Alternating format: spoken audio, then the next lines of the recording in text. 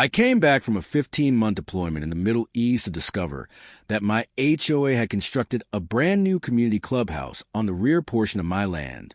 But once an official survey confirmed they had built a $30,000 structure on property I legally owned, Karen learned the hard way that ignoring boundary lines doesn't create ownership.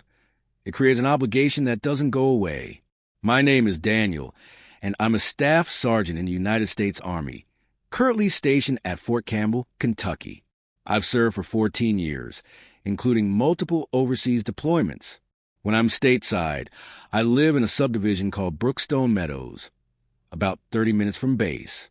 I bought my home 6 years ago specifically because it sat on an unusually large lot, nearly 2 acres, which gave me privacy, breathing room, and separation from neighbors.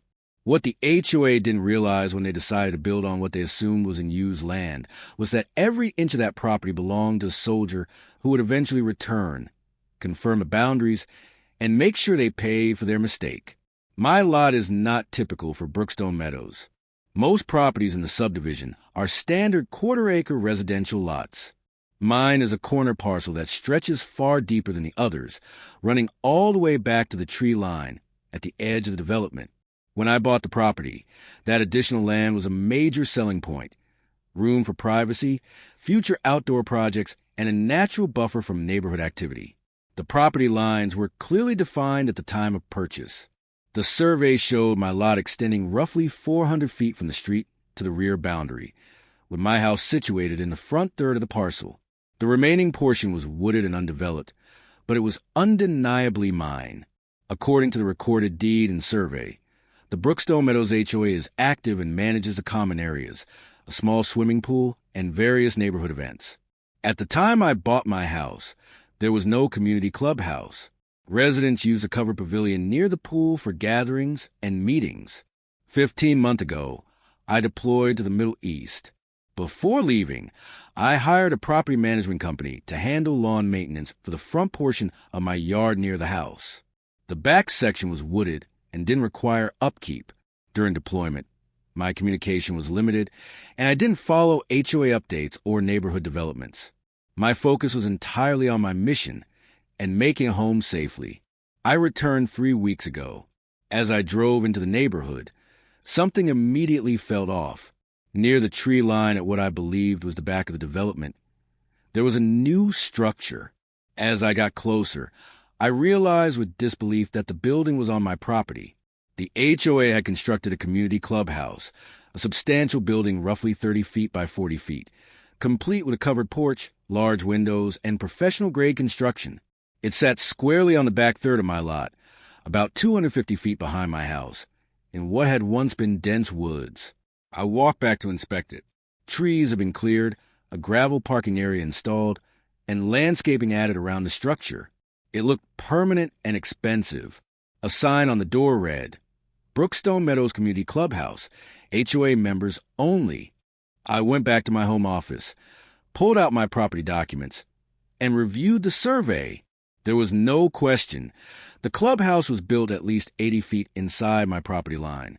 The following morning, I went to the HOA management office, located in a small commercial building near the neighborhood entrance. The property manager, a woman named Gloria who had held the position for about 2 years, greeted me. I'm Daniel Foster. I live at 2847 Maple Ridge Drive. I just returned from deployment and discovered you built a clubhouse on my property. Gloria looked genuinely confused. The clubhouse is on HOA common land at the back of the development. No, I replied. It's on my property.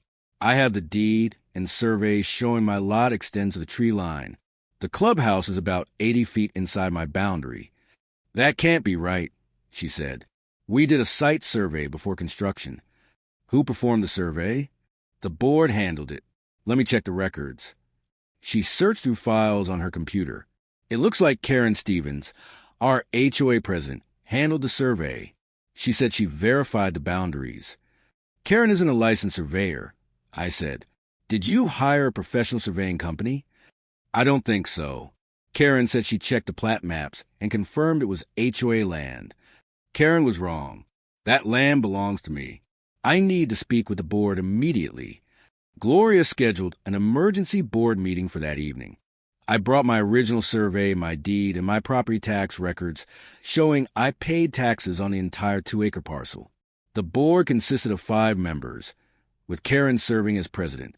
She had perfectly styled blonde hair and an air of absolute confidence. "Mr. Foster," Karen said, "Gloria mentioned your concerns about the clubhouse location." "This isn't concern," I replied. "It's a fact. You built on my property without permission. That's trespassing and unauthorized construction." I laid the survey documents across the table. "This is my recorded survey from 6 years ago. My property extends to this line." I pointed to the clearly marked rear boundary. "Your clubhouse is right here, about 80 feet inside my land." Karen glanced at the papers dismissively. "We verified the boundaries before construction. The area behind the homes is common land." "Who verified it?" "I did. I reviewed the subdivision plat map." "Are you a licensed surveyor?" "I don't need to be. The plat map clearly shows." "The plat map shows general lot lines," I interrupted. "My lot extends farther than most because it's a corner property with additional acreage." "Did you pull my specific deed before building?" "We didn't think that was necessary." "You built a $30,000 structure without confirming who owned the land." Another board member, Richard, finally spoke up. "Karen, did we actually hire a professional surveyor?" "It wasn't in the budget," she said. "I verified it myself." "That's not verification," I said. "I'm hiring a licensed surveyor to confirm the boundaries. When it proves the clubhouse is on my land, and it will, we're going to have a serious problem." I hired Morrison Land Surveying, a highly respected firm in the area.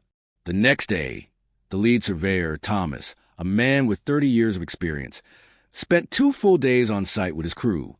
His findings were unequivocal. My property line was exactly where my original survey showed it to be. The original survey showed exactly what Thomas had said it would. The HOA clubhouse was positioned 78 feet inside my property line, not even close to the boundary. On top of that, the gravel parking area and surrounding landscaping extended even farther onto my land.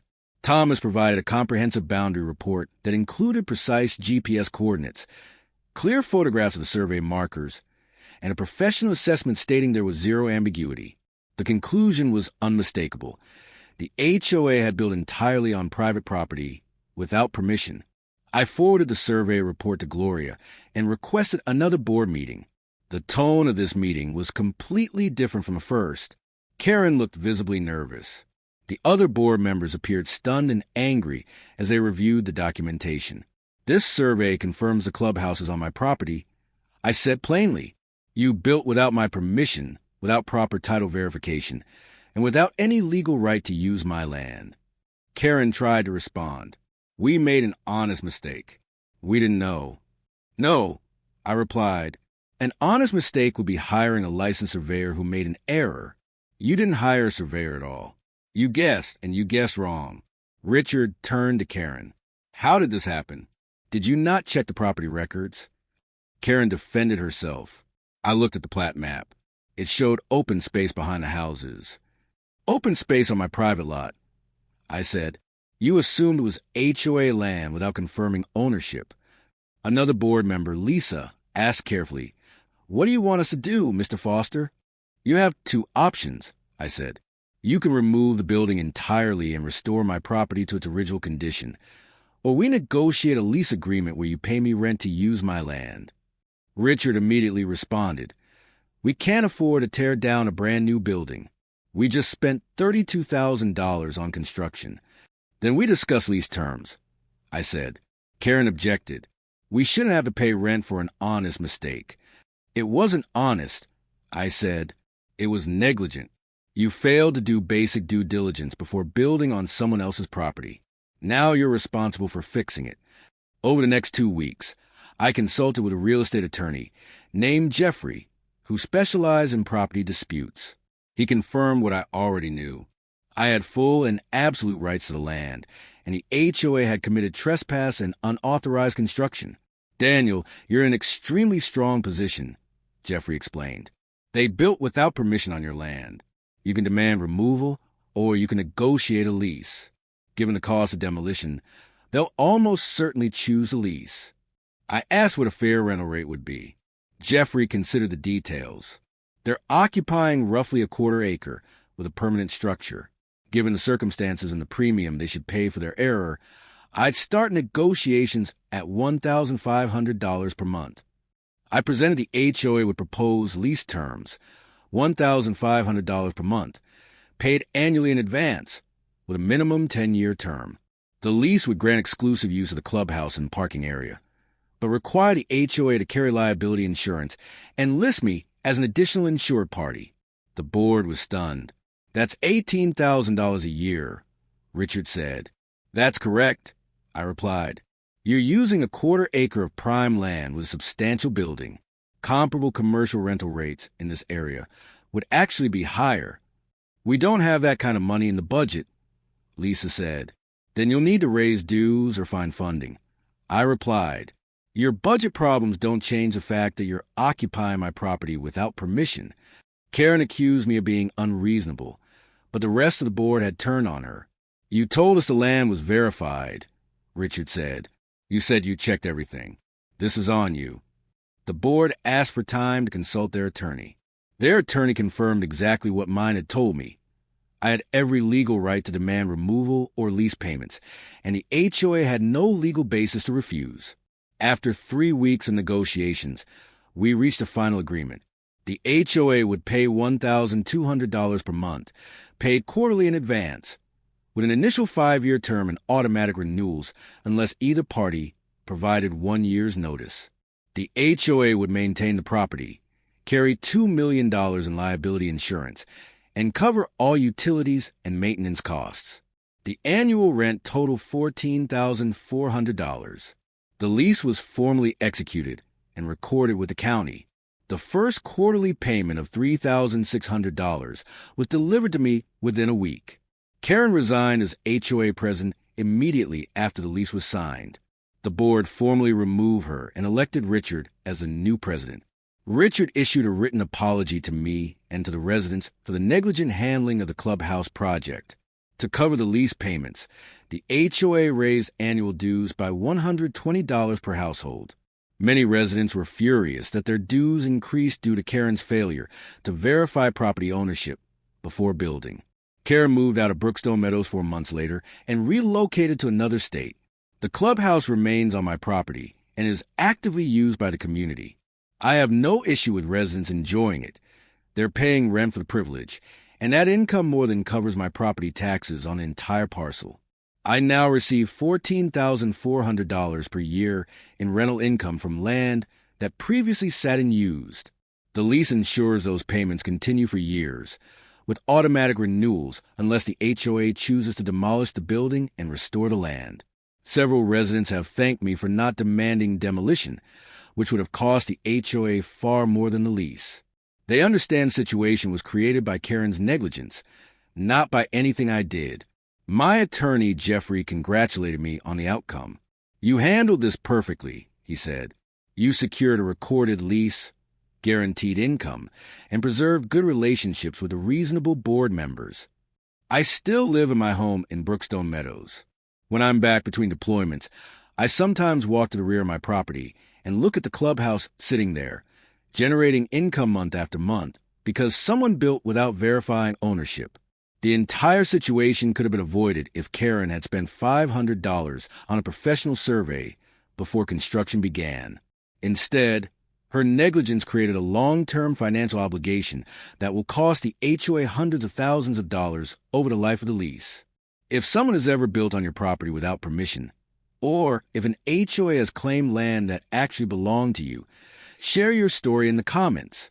Send this to anyone dealing with boundary disputes, and remind them that surveys matter and property rights are absolute. And subscribe for more stories about people who learn that cutting corners on due diligence can lead to extremely expensive consequences. Sometimes the unused land you decide to build on belongs to someone who will come back. Verify the boundaries, and make sure you pay for every square foot you occupy.